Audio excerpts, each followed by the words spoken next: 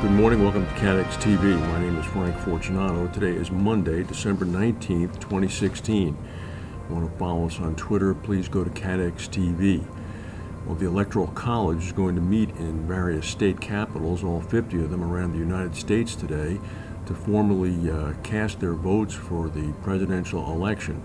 There is some talk that there might be an elector revolt, and Donald Trump might not obtain his 270 votes that he needs to become president.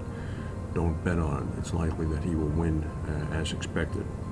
Big news in the insurance and reinsurance world. Canada's Fairfax Financial, led by Prem Watsa, has announced that it is purchasing Allied World, a big reinsurer based in Bermuda. The price is $4.9 billion. Fairfax is offering $54 per Allied World share for the company. The deal is due to close sometime in the first half of 2017. Allied World founding executive Scott Carmilani is poised to receive over $79 million for his shares in the company. Fairfax said that Allied World's geographic spread complemented its own, and noted that the acquisition diversified its risk profile as well, giving Allied World underwriting expansion opportunities in North America.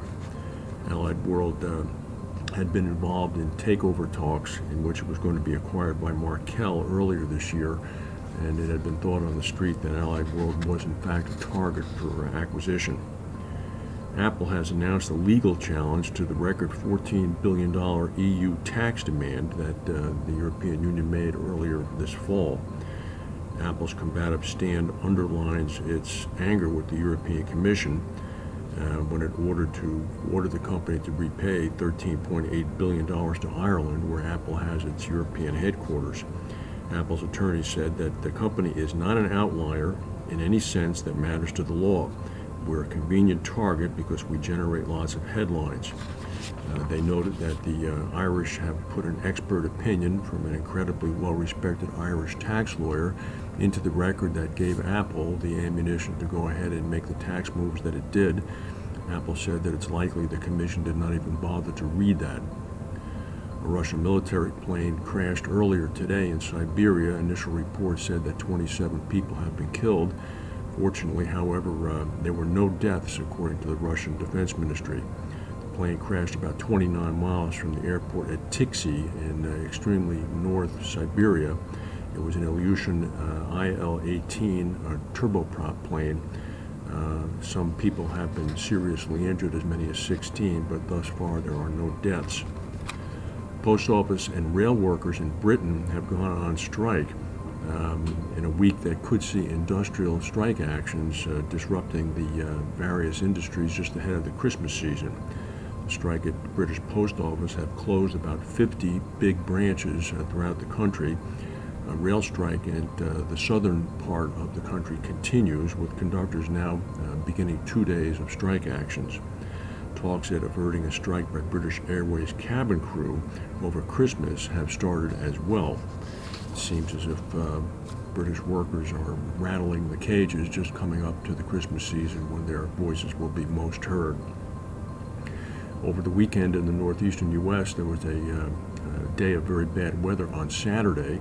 It caused a 55-car pileup on Interstate 95 in Baltimore, a major north-south artery through the East Coast.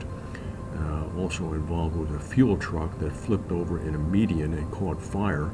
A number of people have been brought to hospitals. 12 of them are still in critical condition after 2 days. Ukraine says that its army has repulsed an offensive by pro-Russian rebels in the eastern part of the country, who sought to seize territory near a strategic town of Debaltseve. The Ukrainian military command said that 25 rebels were killed in heavy fighting yesterday, and 5 of its own soldiers were killed. A state of emergency has been introduced into the Siberian city of Irkutsk earlier today after at least 33 people died of alcohol poisoning from consuming a bath lotion. The sale of lotions containing alcohol has been on the rise in recent years in Russia, as the economy has struggled in the face of sanctions and a slide in oil prices.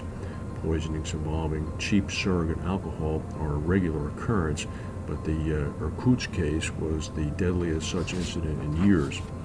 Both President Putin and Prime Minister Medvedev lamented the tragedy and said something must be done. That's the news for today. If we have any breaking news, we'll come back and tell you. Thank you for watching, and we'll see you tomorrow.